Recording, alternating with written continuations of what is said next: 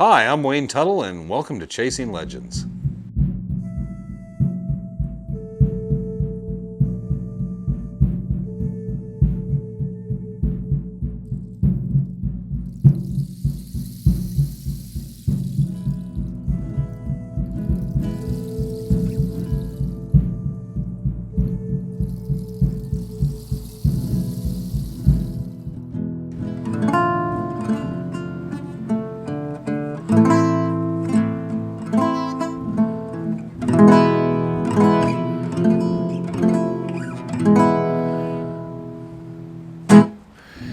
Welcome back to Chasing Legends. I'm Wayne Tuttle. I'll be your guest. Please hit like. Please hit subscribe.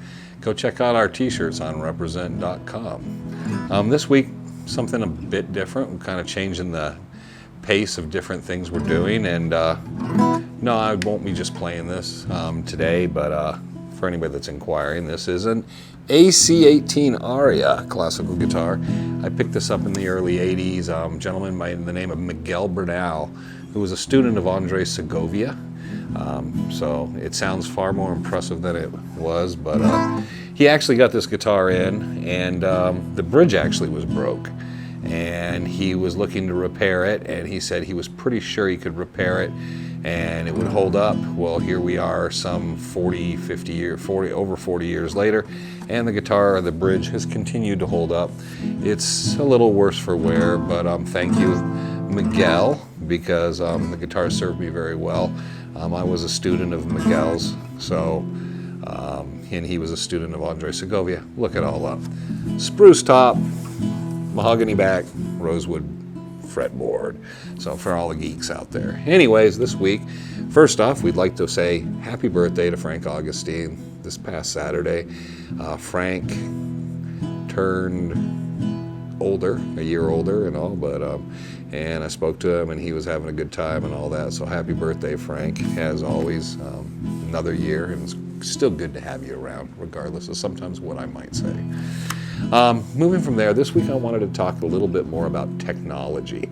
And it's a question, and a lot of, we get criticism over it and so forth. And what I kind of want to open up with is, we all watch the television shows and see the stuff and know the treasure hunters and all the people that have done stuff, going even back to, I think it was chasing or finding lost mines with helicopters. And I think that was Earl Stanley Gardner's book. And people generally like to jump on technology. They kind of always think, well, you know, the next generation of technology, it's a great thing.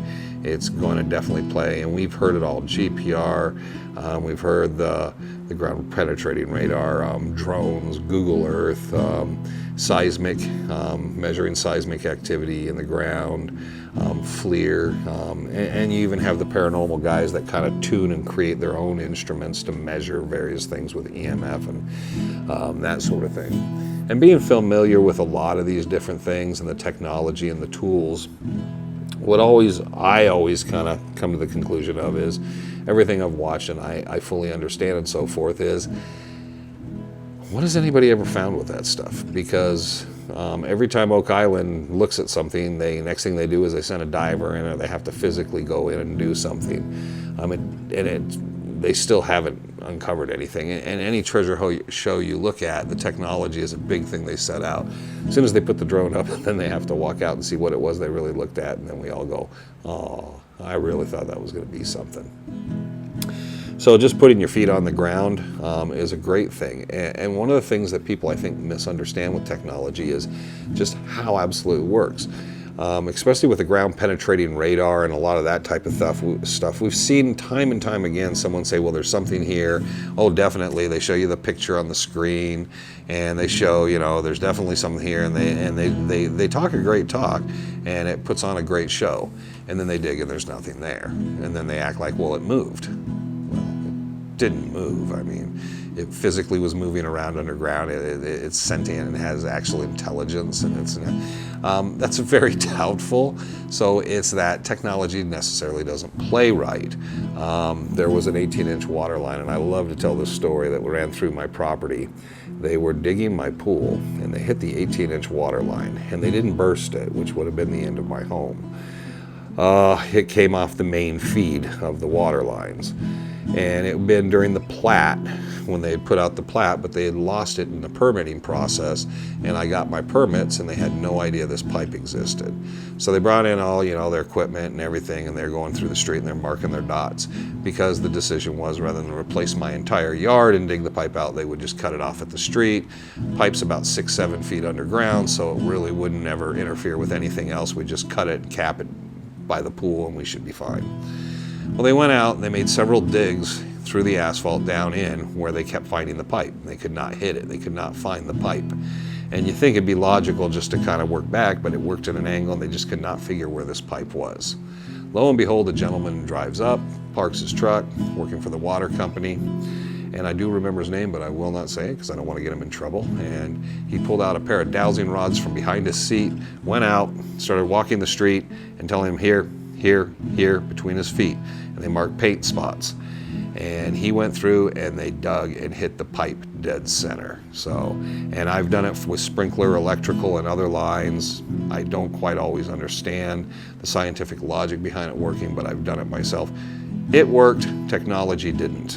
Why? We don't always understand, but old school tends to always work so much better than the new school frame of mind.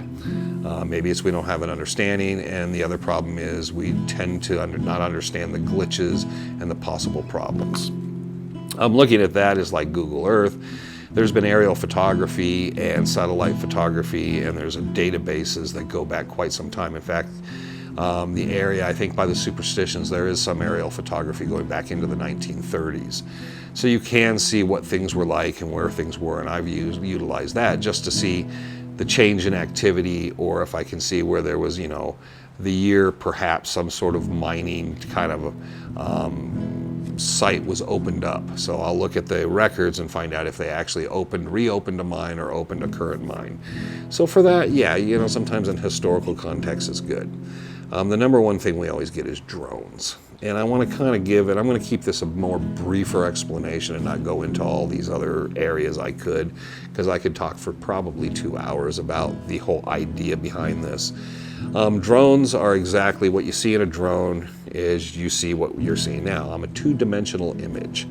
If you take a piece of paper, you draw a white line across that piece of paper, you have a one-dimensional image. And I'm sure we all kind of follow this. You take it and you draw a box or something, or a triangle on a piece of paper. You have a two-dimensional image, but there's no depth or anything characteristical.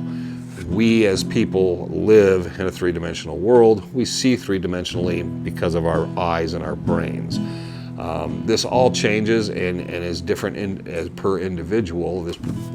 You may be one of those people that has the tennis ball in your garage because your depth perception is as good as someone else's. So your ability to see in 3D is a little different, a little off. It can change with, night or day and different things. And one of the problems is when you're flying a drone, people tend to look at the screen. And what we tend to look at when we review it is a two-dimensional image. It's something we've been busted at before, where we've taken photographs and then went to look at where the area of interest and found it was nothing like what it was. Even when you're looking through a drone, it's two-dimensional. Two-dimensional doesn't give you the depth and everything. You still need to put your feet on the ground. So drones are great for doing an aerial shot. It's great for zooming in on something, taking some beautiful picture of the mountains circling around. It gives you a very cool, interesting, nice perspective overall. Is it handy as uncovering treasure? I don't know of anything that I know specifically of anyone that it's been advantageous to. Again, and people need to always understand that is just like, we don't generally understand that color is just simply interpreted by the brain. So what we think of as green could be orange. It's it's why you have people that with red and blues and purples can't distinguish certain colors. So what we're physically seeing on a screen in front of us necessarily isn't exactly what we think we're seeing. Our brain's taking everything, and all our imagery is flipped upside down. It has to be flipped because our eyes actually take it in reverse, which is almost kind of creates a little problem thinking about it, but everything's upside down. The colors are actuated by our brain, and then our brain actually flips the images back forward. And we are actually to kind of get three-dimensional perception out of this. We're not going to go into other dimensions in time and space and like that for today. Maybe we'll do a physics lesson some other time. But if you want a good accounting of this, how many times have you seen someone's flying a drone and they're watching a screen, they go to fly it through a hole or fly it close to someplace, and every drone operator seems to run into something, breaking their drone, crashing their drone, because they have no depth perception. They have no real idea of where the time or where the distance is.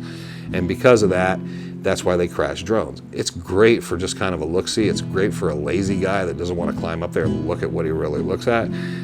If you're looking at something specific and you want to know what it is, I mean, a telephoto lens is going to work just as well and give you just the same idea. And we don't hear people screaming, you know, do a close-up with a telephoto lens. Well, what's the difference in a drone? What is a drone really doing for me three-dimensionally? I can't see what I'm doing really.